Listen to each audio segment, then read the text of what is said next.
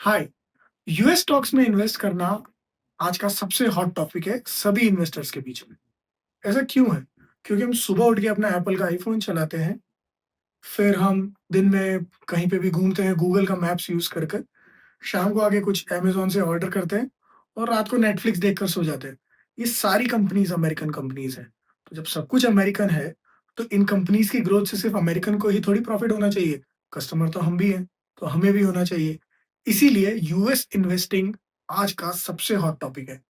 इस वीडियो में हम कवर करेंगे कि इंडिया में रहते हुए एज़ अ इंडियन सिटिज़न हम यूएस स्टॉक्स में कैसे इन्वेस्ट कर सकते हैं, किस ऐप से कर सकते हैं, हमारी गवर्नमेंट के क्या रूल्स एंड रेगुलेशंस हैं और क्या टैक्सेस हैं।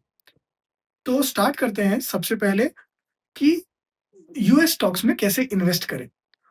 इसके लिए बहुत सिंपल है, ये सबसे सिंपलेस्ट पार्ट है। कहीं पैसा डालना हर कोई ईज़ी बना देता है। तो मैं अपना फ़ोन निकाल रहा हूँ। इसमें मैंने ऑन किया Ind money app. Ind money app के अंदर ये नीचे यूएस स्टॉक्स ऑप्शन है, यहाँ पे क्लिक किया। आप यहाँ पर देखिए और ये यूएस स्टॉक्स ऑप्शन के अंदर आप एक्सप्लोर पे क्लिक करिए और यहाँ पे देखिए ये सारे स्टॉक्स लिस्ट होना शुरू हो गए। इन्होंने popular brands, top gainers, top losers, tech and AI हर तरीके से हर चीज़ का बाइफरकेशन कर रखा है। आप व्यू ऑल करिए, तो व्यू ऑल करने के बाद में आपको मोस्टली सारे स्टॉक दिख जाएँगे। जैसे एप्पल है, तो एप्पल 274 का है। मैं चाहूँ तो इसमें बस एक बाय करूँगा, मेरा जितना बैलेंस है उसके हिसाब से मैं बाय कर लूँगा। बहुत ही सिंपल है। लेकिन ये तो था ईज़ी पार्ट, पैसा डालना बहुत सिंपल है। इंड मनी पे अकाउंट कैसे बनाना है इसके ऊपर मैंने एक अलग से वीडियो बना दी है। उसका लिंक डिस्क्रिप्शन में है, आप देखिए और मेरा रेफरल कोड भी यूज़ करिए, आपको भी $3 मिलेगा। पर यूएस स्टॉक में इन्वेस्ट करना ज़रूरी क्यों है? पहले ये समझते हैं, उसके बाद देखते हैं कि यूएस स्टॉक्स में इन्वेस्ट करने पे टैक्सेस कैसे हैं। तो यूएस स्टॉक में इन्वेस्ट करने का 2 रीज़न है। पहला रीज़न है डॉलर हेज और दूसरा रीज़न है ग्लोबलाइज़ेशन और आप इसको ग्लोबल डाइवर्सिफिकेशन ऑफ पोर्टफोलियो कुछ भी बोलिए। तो डॉलर हेज क्या है? डॉलर हेज में क्या है कि रूपी का वैल्यू भी कम होते जा रहा है। तो जैसा अगर आप देखें हम ट्रेडिंगव्यू.कॉम खोलते हैं। ये मैंने अपने फ़ोन में ट्रेडिंगव्यू.कॉम खोला।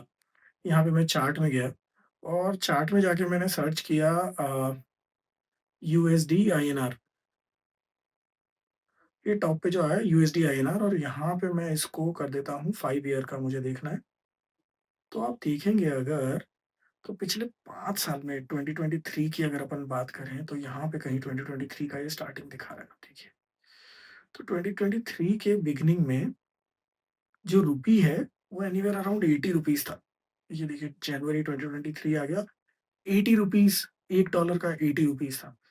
लेकिन आप अगर 2025 में देखेंगे तो 1991 हो गया। 90 या 91 के आसपास डॉलर का टॉप 9140 भी गया था। और एप्पल का स्टॉक देखते हैं। तो आज से इसके अंदर मैंने 3 इयर्स का चार्ट लगाया और 3 साल पहले 4 जनवरी 2023 को ये स्टॉक था $126 का और आज ये स्टॉक है $274 का, मतलब डबल से भी ज़्यादा हो रखा है। तो अब आप ये देखिए कि कुछ नहीं करते, अगर सिर्फ़ 3 साल पहले हम $1 खरीद के रख लेते, तो भी उसकी रुपए में वैल्यू ₹10 से बढ़ जाती, मतलब 12% का उसका रिटर्न आ जाता, व्हिच इज़ 4% पर ईयर के आसपास हमारा रिटर्न आ जाता। ₹4 पर ईयर के आसपास रिटर्न आ जाता, जो कि ₹80 के हिसाब से 10% का रिटर्न होता, जो कि एफडी से भी बहुत ज़्यादा है। तो डॉलर की वैल्यू आगे भी बढ़ती ही रहेगी क्योंकि ट्रम्प की गवर्नमेंट है, जिस तरह से वो सारी पॉलिसीज़ बना रहा है, सिर्फ़ यूएस को फ़ायदा करने के हिसाब से बना रहा है। यूएस एक सुपर पावर है, डॉलर वो लोग और पूरा वर्ल्ड में ट्रेड डॉलर में होता है, तो डॉलर की वैल्यू बढ़ती रहेगी। तो हमारे लिए बहुत इम्पोर्टेंट है कि हम अपना एसेट्स डॉलर में भी होल्ड करें। ऐसा भी नहीं करना है कि सारा ही पैसा वहाँ लगा देना है, कल को कुछ पॉलिसी चेंज हो गया, पता चला पैसे फँस गए। तो ये तो हुई डॉलर की बात। दूसरी बात है कि ग्लोबलाइज़ेशन ऑफ योर पोर्टफोलियो। तो वो यही बात है कि भाई एप्पल भी वहाँ है, मेटा भी वहाँ है, गूगल भी वहाँ है। तो आप एप्पल का स्टॉक लीजिए, आप गूगल का स्टॉक लीजिए, क्योंकि चाहे कुछ भी हो, एप्पल को तो कोई बीट नहीं करने वाला है।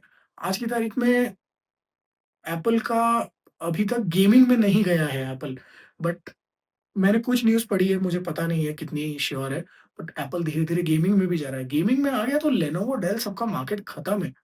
सो एप्पल का ऐसा है, गूगल बहुत कुछ कर रहा है, अमेज़न बहुत कुछ कर रहा है, एआई की दुनिया है।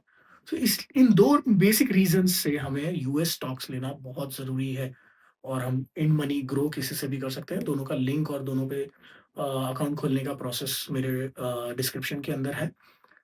Now let's come to the regulatory part कि अगर बाहर स्टॉक लेना है, तो डॉलर में कन्वर्जन वगैरह तो इन ऐप वालों ने हमारी बैंक आपका जिस भी बैंक में खाता है एचडीएफसी, आईसीआईसीआई वो इन लोगों ने सॉर्ट कर रखा है।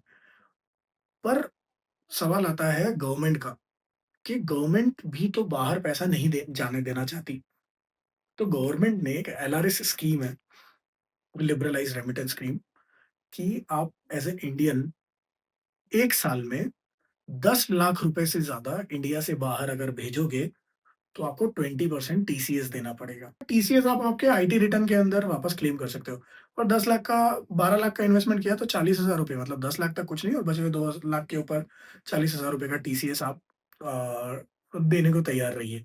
तो जैसा मैंने म्यूचुअल फंड्स के लिए कहा है, ईटीएफ के लिए कहा है, इसे एक लॉन्ग टर्म स्ट्रैटेजी देखिए। शॉर्ट टर्म में किसी-किसी का भला हो जाता है, बट हमें फर्स्ट करोड़ बनाना है और फिर और आगे जाना है, तो हम लॉन्ग टर्म के हिसाब से ही देखेंगे।